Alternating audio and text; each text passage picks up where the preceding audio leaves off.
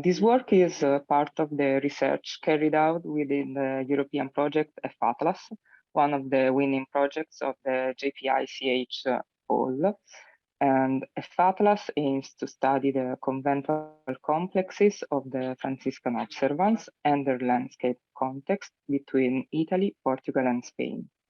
The research exploits historical and archival sources and integrated digital survey methodologies to document and study the network of observant convents and the routes that connect them for their conservation, protection, and enhancement. The first case study is Eremo delle Carceri, which is located near Assisi in Italy. It was built on Mount Subasio in the 13th century and developed around a pre-existing Marian chapel and the caves in which St. Francis and his companions had been secluded. In 1373, it was donated to Paoluccio Trinci, which is the initiator of the Observant movement, and was enlarged. Currently, the convent is a concession to the Order of Friars Minor, is a UNESCO site, and is a destination for religious tourism integrated into the main hiking trails that cross the Subasio Park. While the second case study is the convent of Santa Maria da Insua, located on an islet in the mouth of the River Minho in Portugal. It was founded in 1392 by a group of Franciscan Observance, and in the mid-17th century was surrounded by a fortress. The complex is classified as national monument, but is currently in a complete state of abandonment and will be soon transformed in a lodging establishment. Integrated digital survey campaigns were carried out for both convents with LiDAR and aerial and close-range photographic instruments. So we obtained reliable morphological and dimensional data of the internal and external spaces of the two convents and of the surrounding context. In parallel, bibliographical and archival researches were carried out to gather historical information about the evolution of the conventual complexes over the centuries.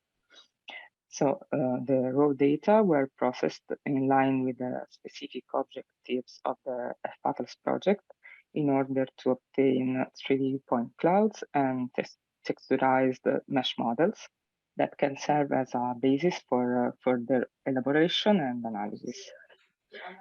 And through the digital documentation of the Eremo, some issues regarding accessibility were highlighted due to the spatial distribution of the convent spaces. There are many steep gaps and narrow passages, and some of these criticalities could be fixed by installing removable ramps. But still, some conventual areas are connected via paths that have strong gradients and that are mediated by irregular steps, or passages that are reduced in height and width. In the second case, the problem of the inability to access a site which is classified as a Portuguese national monument was addressed. Since the entire islet where the convent of Santa Maria da Insua is located will be soon transformed into a 4-star lodging establishment, public access will be strictly limited. For this reason, digital documentation methodologies have been used to record the current state of the architectural objects before their renewal. So the proposal developed for the Eremo delle Carceri consists in a design of an interactive portal, which will be accessible both remotely via the web and on-site via touchscreen totems. It contains data of different kind and is meant to be used by a generic user, not specialized in any particular sector. For this reason, the interface must be simple and intuitive, and the information should be sufficient but not excessive, and using an appropriate but not overly technical vocabulary. So for this reason, the information regarding the accessibility to the place has been divided into two secondary screens with interactive maps. One is dedicated to the access methods and one to the cycling and pedestrian paths in the Subasio Park, while the historical information has been summarized and is accompanied by images and distributed along a timeline that highlights the years corresponding to the measured events for the eremo. The evolutionary phases of the convent were represented by three-dimensional models that are rendered in such a way as to show the progressive growth and change over time of the buildings of the convent.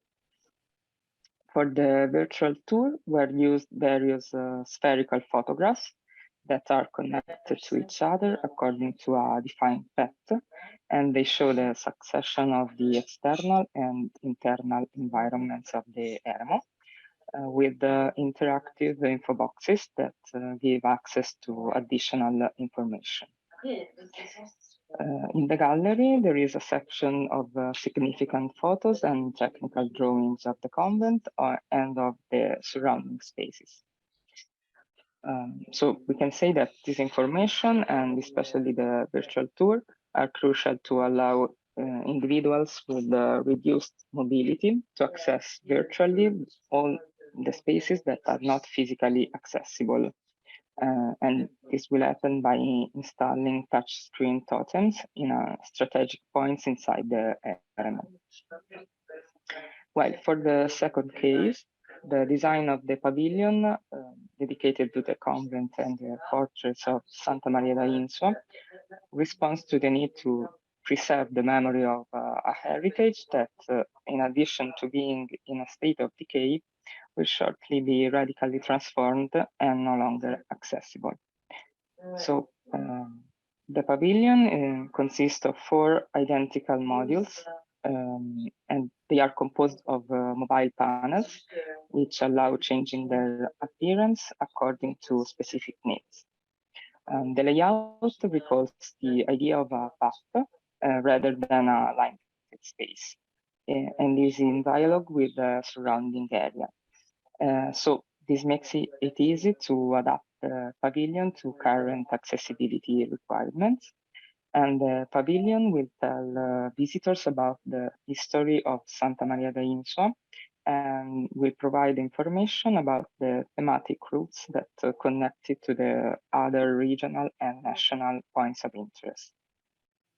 In particular, this project focused on the design of a tactile product that will allow the blind and visually impaired to explore the spaces of the convent and the fortress, and to understand the relationships between the buildings and acquire information on the original uses of the rooms.